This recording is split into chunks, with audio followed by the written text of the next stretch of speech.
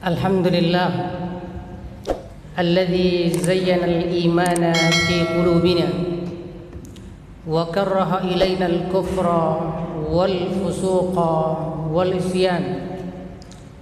Asyhadu an la ilaha illallah wahdahu la syarika lah wa asyhadu anna Muhammadan abduhu wa rasuluh. Salawatullahi wa salamuhu ala afdali khalqihi nabiyyina wa habibina wa syafi'ina Muhammad wa ala alihi wa sahbihi wa man sara ala nahjihi ila yaumiddin. Amma ba'd.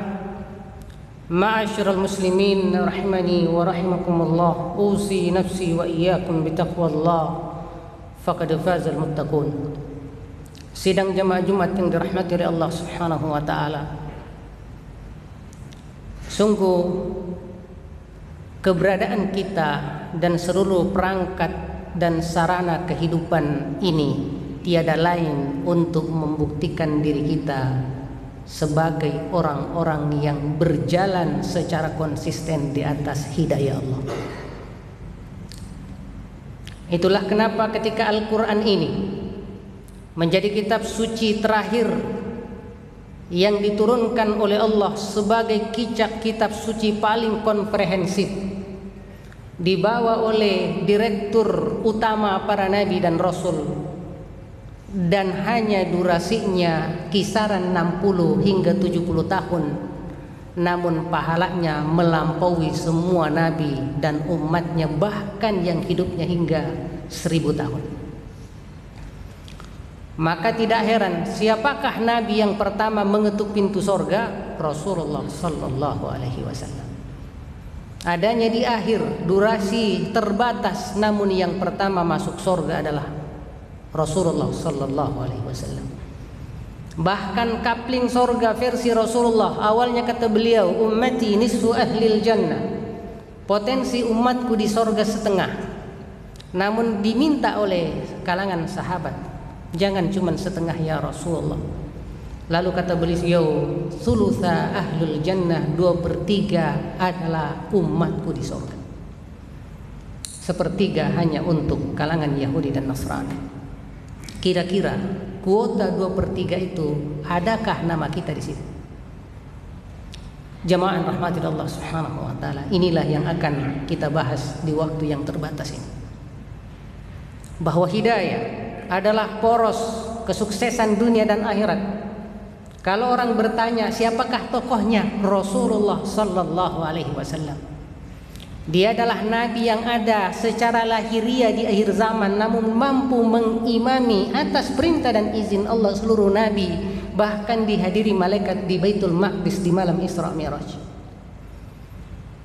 Untuk apa? Menghubungkan antara risalah langit yang pernah ada di Mekah dan yang pernah ada di Palestina, dan poros hidayah itu hanya di dua itu, masjid Makkah dan masjid Palestina. Dan bahkan kalau kita mau ngomong materi, tidak ada orang di dunia ini ditawari emas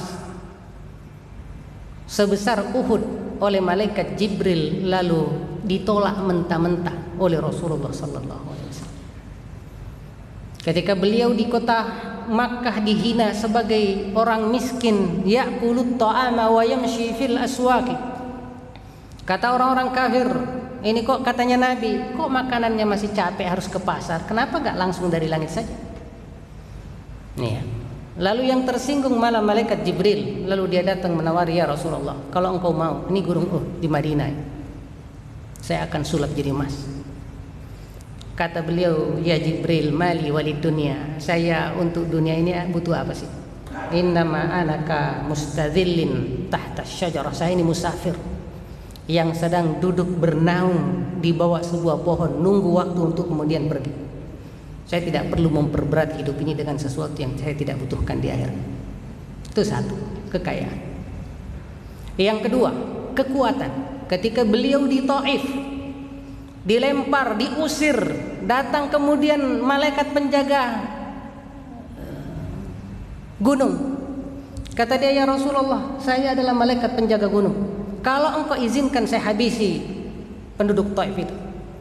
Tetapi apa kata beliau? Kalau mereka dihabisin, lalu siapa yang akan beriman? Adakah penguasa yang hari ini memiliki stok kekayaan sehebat itu dan memiliki potensi kehebatan terakses ke malaikat dan ke Allah sepenuh kasih sayang, sepenuh keikhsanan Rasulullah sallallahu alaihi wasallam? Tidak ada. Itulah kemudian kenapa para nabi adalah cerminan ihsan, cerminan rahman rahim Allah subhanahu wa ta'ala. Karena Islam ini kasih sayang, dia berasal dari Rabbul Alamin, dan atas nama Rabbul Alamin yang merupakan kekayaannya menjadi dasar Allah alhamdulillahi Rabbil Alamin dipuji. Oleh karena itu ketika kita berbicara tentang hidayah, sebenarnya apa? Yaitu kemampuan kita sebagai manusia yang memiliki mata, yang memiliki telinga, yang memiliki akal, yang memiliki hati, memahami Allah dan Rasulnya. Hanya itu. Hanya itu. Ya. Lalu sekarang kita berbicara, lalu apa kehendak Allah? Kehendak Allah ada dua minimal. Pertama, kehendak Allah terhadap alam semesta, namanya takdir kauni, ketetapan terhadap alam semesta, yaitu yang pasti, saintifik. La syamsu yanbaghi laha an tudrikal qamar, matahari dan bulan masing-masing ada porosnya. Dzalika taqdirul azizil alim, itu ketetapan dari Allah hingga hari kiamat enggak bakalan bersentuhan kecuali kalau Allah katakan saatnya. Termasuk matahari tidak akan terbit dari barat kalau kecuali saatnya. Itulah kenapa kemudian mempelajari sains begitu mudah dibanding mempelajari ilmu sosial. Karena ilmu sosial terkait manusia, dan manusia punya kehendak dan kebebasan. Dan karena masalahnya kehendak dan kebebasan, orang boleh memilih yang baik, boleh memilih yang buruk. Walaupun Allah katakan ini Quran, ini Nabi, itu bukan alternatif kewajiban. Ya, yang alternatif itu kekafiran, kemunafikan, kesyirikan. Dan di setiap kebaikan ada malaikat, dan di setiap keburukan ada syaitan. Wa hadainahun najdain. Oleh karena itu Bapak sekalian, masalah dunia, masalah langit, masalah bumi, ya, yang merupakan kehendak Allah itu seperti hujan. Hari ini banjir di sana, baik di Kalimantan maupun di Sulawesi Barat, itu pasti terjadi. Mau baik mau buruk itu pasti terjadi. Karena itu adalah mekanisme kun fayakun dari Allah Subhanahu wa taala. Kalau mau bertanya kenapa? Ujian. Bukankah itu yang disebut termasuk Covid hari ini? Bukankah itu yang disebut keimanan kepada qada dan qadar? Kita harus mengimani ketetapan dan aturan Allah yang ditetapkan sebelum kejadiannya 500.000 tahun sebelumnya. Iya. Dan di sana tidak terkait dengan Allah cinta atau tidak. Mau orang beriman, mau orang kafir kena Covid. Mau orang beriman, mau orang kemudian kafir terkena banjir. Lalu apa ininya? Hanya orang beriman itu bersabar. Kata Rasulullah, ajaban li amril mu'min, sungguh mengagumkan kondisi orang beriman. Idza asabathu as-sarra'u syakar, ketika yang menimpa dia adalah kenikmatan, maka dia bersyukur. Tetapi giliran idza asabathu sarra'u ad-darra'u, ketika ditimpa masalah lalu dia bersabar. Syukur dan sabar adalah sifat utama orang-orang bertakwa, orang-orang yang mendapatkan hidayah.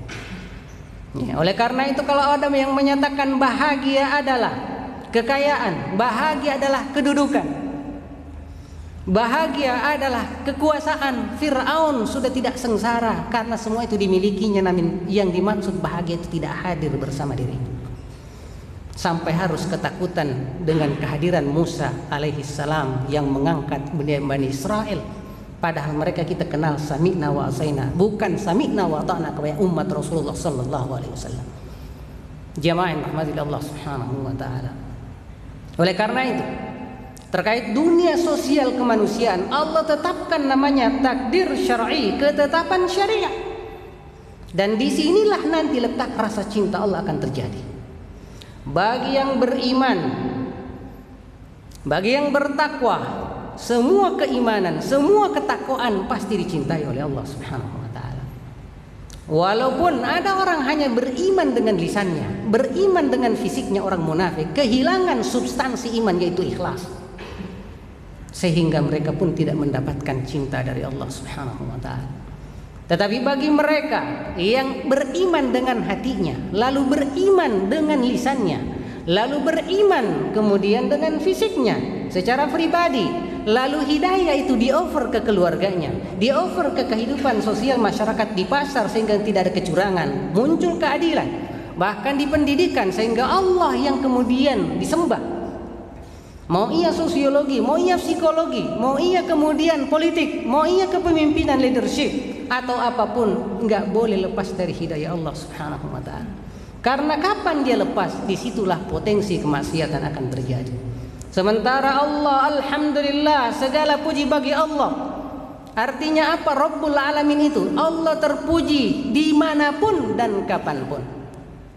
Apa itu dimanapun? Mau di parlemen, mau kita sendirian di rumah, mau kita kemudian di ujung langit sono, untuk sholat kita disuruh azan sendirian. Kenapa? Siapapun yang azan didengar sami'ahu ratbin wala yabis, benda yang sifatnya sudah kering atau basah, semuanya menjadi saksi di hadapan Allah Subhanahu wa taala. Oleh karena itu jemaah yang dirahmati oleh Allah Subhanahu wa taala, di dunia ini kekafiran, kesyirikan, kemunafikan itu adalah penyimpangan. Yang resmi itu adalah iman dan takwa. Oleh karena itu ketika ada yang menyatakan sebuah negara adalah bukan wilayah Tuhan, sehingga Quran tidak perlu kemudian dijadikan sebagai standar, itu adalah iblis yang berwujud manusia. Iya. Oleh karena itu Bapak sekalian rahmati Allah Subhanahu wa taala, kehendak Allah ini terhadap alam semesta yang di sekitar kita yang disebut takdir kauni. Lalu ada takdir syar'i, ketentuan syariat mulai dari toharah, ya, sampai kemudian masuk bab solat, sampai masuk bab puasa, sampai haji. Setelah haji masuk ke masalah pasar, kitabul buyu. Sudah pasar sampai ke level kitabud daulah, fiqhud daulah, fikih negara, fikih politik. Kenapa? Dimanapun dan kapanpun kekafiran, kecurangan, kefasikan bukan tempat resmi di dunia ini. Lalu kenapa Allah izinkan terjadi ujian? Kenapa Allah izinkan terjadi kebebasan? Ya. Kenapa Allah izinkan terjadi? Allah mau lihat siapa dengan kebebasannya memilih tanggung jawab, karena kebebasan dalam Islam adalah tanggung jawab itu sendiri. Ya. Kalau sekiranya Allah tidak membebaskan kemungkaran, kemunafikan, kesyirikan terjadi di muka bumi ini, maka bumi ini bukan tempat ujian, dia akan jadi sorga. Nih. Lalu apa ujiannya Ustaz? Ujiannya pertama, menunjukkan cinta kita kepada Allah Subhanahu wa taala, menunjukkan harapan kita kepada Allah Subhanahu wa taala, menunjukkan bahwa kita takut hanya kepada Allah Subhanahu wa taala. Ya. Lalulah kalau Allah langsung mengazab kekafiran hanya karena kafirnya, lalu mengazab kecurangan hanya karena kecurangannya, maka nggak ada orang bisa menikah dan kemudian berkembang biak. Kenapa? Karena setiap berdosa kalau nggak hilang telinganya, hilang matanya, sakit keras, nanti orang bukan lagi ibadah kepada Allah karena cinta, bukan lagi orang ibadah karena rahmat, hanya karena takut mati, karena takut telinga. Ibadah bukan hanya rasa syahwat. Dari 3 totalitas ibadah, takut itu hanya 1/3, 2/3 lainnya adalah cinta dan mengharap rahmat Allah Subhanahu wa taala. Oleh karena itu Bapak sekalian, saya sedikit singgung bagaimana Quran itu menjadi sumber hidayah, walaupun tinggal 5 menit. Coba lihat, hanya di Al-Fatihah saja sudah ada ihdinas siratal mustaqim, tunjuki kami jalan yang lurus. Kira-kira Bapak jemaah Jumat kita tahu namanya jalan lurus itu metodologi, istilahnya di filsafat. Jalan ringkas dan paling cepat. Mau itu di bidang ilmiah, mau itu di bidang pemerintahan, ataupun di bidang apapun, bahkan masuk surga, Google Map paling cepat itu Al-Quran. Dan itu yang kita minta tiap rakaat sholat kita. Karena kapan gagal kita menemukannya, nggak ada gunanya hidup ini. Itulah yang disebut babul ilmi, bab tentang ilmu yaitu hidayah. Qablal qaul, sebelum kita ngomong, sebelum kita berbuat, pastikan hidayahnya ada. Hidayah itu pertama mengisi hati.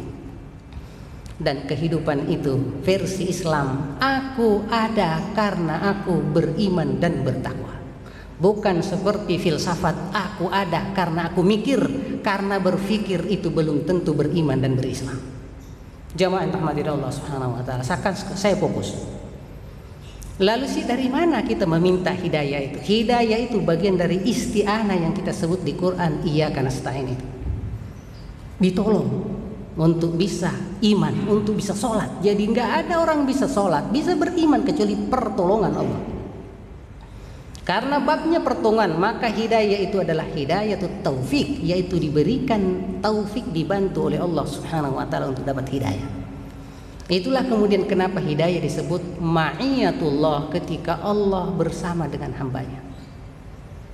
Ya, jemaah yang dirahmati Allah Subhanahu wa taala. Oleh karena itu, untuk menjaring hidayah, apa ustadz yang dilakukan? Yaitu perbaiki ibadah kepada Allah, karena yang memiliki hidayah hanya Allah Subhanahu wa taala. Iya. Sekarang kita lihat bagaimana kata hidayah nongol di surah Al-Baqarah. Allah katakan alif lam mim, inilah Quran. La raiba fi dzalikal kitab. Ini Quran la raiba fi, enggak ada keraguan. Enggak ada seorang penulis manapun yang berani menggaransi tulisannya enggak ada kesalahan, enggak ada. Tetapi Quran karena sumbernya dari Allah, dari awal bilang ini kitab suci, la raiba fihi, enggak ada keraguan. Kalau ente ragu itu masalah ente, bukan masalah Quran. Dan tahukah Bapak sekalian siapa yang ragu? Orang-orang munafik.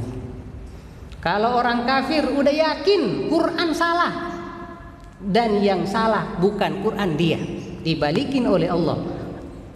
Ala innahum humus sufaha, mereka itu yang bodoh. Iya, mereka itu yang bodoh. Iya. Makanya jemaah rahmatillah Allah Subhanahu wa taala, betapa pentingnya hidayah ini, siratal mustaqim ini. Ya. Manakala seseorang tidak memilikinya, ada dua potensinya. Kalau dia enggak menyimpang seperti orang yang bepergian tanpa Google Map, layaknya Nasrani, ya, jadi bekerja tanpa juklak ilmu, itu pasti tersesat, Pak. Pasti tersesat. Ataupun orang yang punya ilmunya namun dia tidak praktekkan dalam kegiatannya, itulah Yahudi. Maka Islam memastikan hidayah itu perpaduan antara ilmu dan amal sekalian. Dan inilah rahasia siratal mustaqim para nabi. Maka ketika Allah menyebutkan siratal ladzina an'amta alaihim, jalan hidayah orang-orang yang kau beri kepada mereka nikmat ya Allah. Siapa mereka? Disebutkan di surah An-Nisa. Siapa mereka itu? Wa may yuti'illaha war rasulah, siapa yang mentaati Allah dan Rasulnya, fa ulaika ma'al ladzina an'ama Allahu alaihim, mereka akan mendapatkan nikmat seperti nikmat yang telah didapatkan oleh orang-orang sebelumnya minan nabiyin, kalangan para nabi, wasiddiqin, siddiqin, syuhada, salihin, wa hasuna ulaika rafiqa, mereka itu adalah teman terbaik untuk sukses dunia dan akhirat. Ya, semua yang menyalahi hidayah Quran dan sunnah itu hanya istidraj. Istidraj, apapun bahasanya, mau dia bilang ilmiah, mau dia bilang apa, itu hanya apa? Penyesatan iblis. Ya, seandainya ya hidayah ini cukup dengan akal, maka filosofnya akan jadi nabi.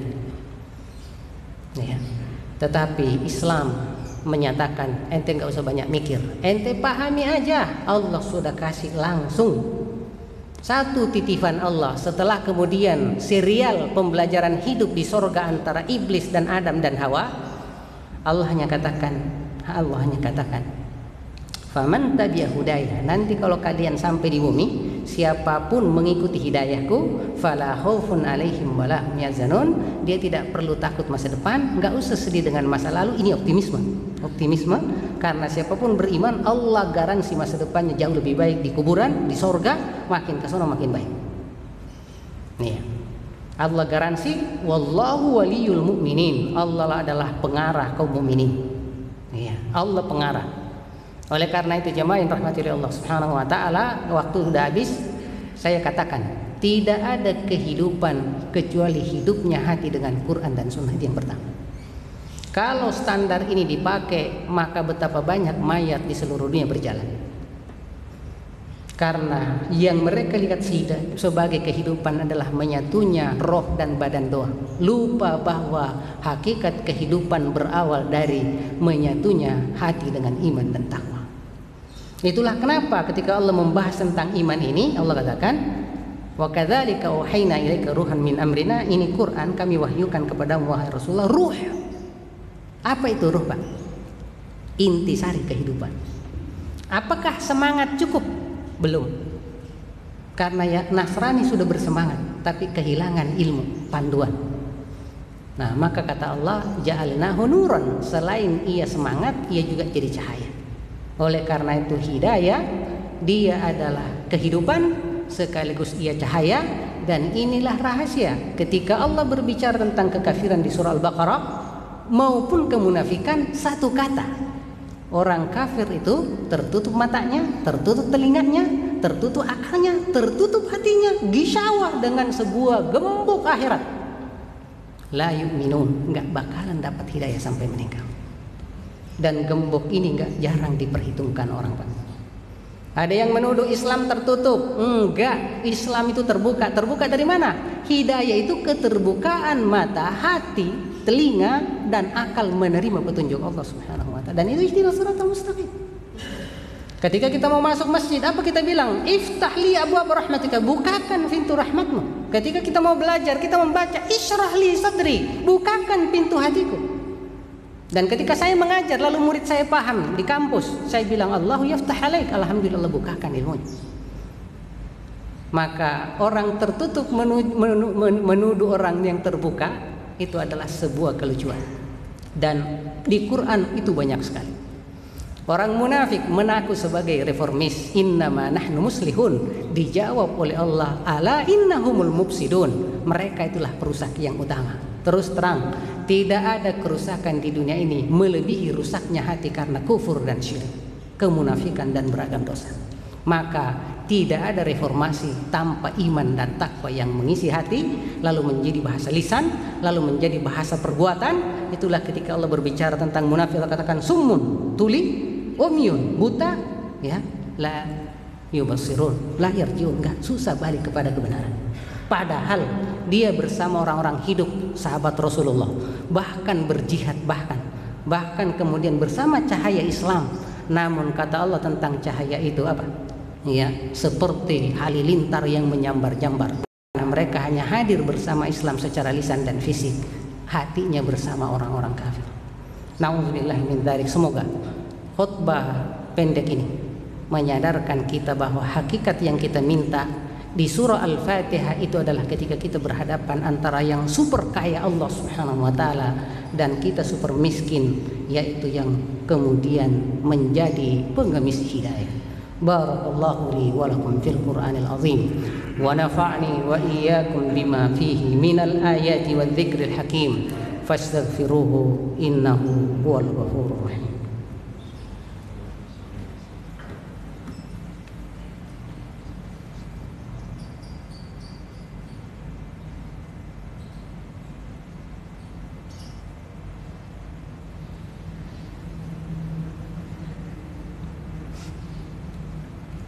Alhamdulillah alladzi hadana lil Qur'an walladzi hadana lil Islami wal imani wal ihsan. Asyhadu an la ilaha illallah wahdahu la syarika lah wa asyhadu anna Muhammadan abduhu wa rasuluh. Qala Allah azza wa jalla fil Qur'anil karim wa huwa asdaqul qailin, innallaha wa malaikatahu yusalluna 'alan nabi ya ayyuhalladzina amanu sallu 'alaihi wa sallimu taslima. Allahumma rabbana atina fid dunya hasanah wa fil akhirati hasanah wa qina adzaban nar. Allahumma ighfir lil muslimina wal muslimat wal mu'minina wal mu'minat al ahya'i minhum wal amwat innaka sami'un qaribun mujibud da'awat wa ya qadiyal hajat. Allahumma salli ala nabiyyina Muhammad wa ala ali nabiyyina Muhammad كما صليت على نبينا إبراهيم وعلى آل نبينا إبراهيم في العالمين إنك حميد مجيد. عباد الله، إن الله يأمركم بالعدل والإحسان وإيتاء ذي القربى وينهى عن الفحشاء والمنكر ولذكر الله أكبر وأقم الصلاة.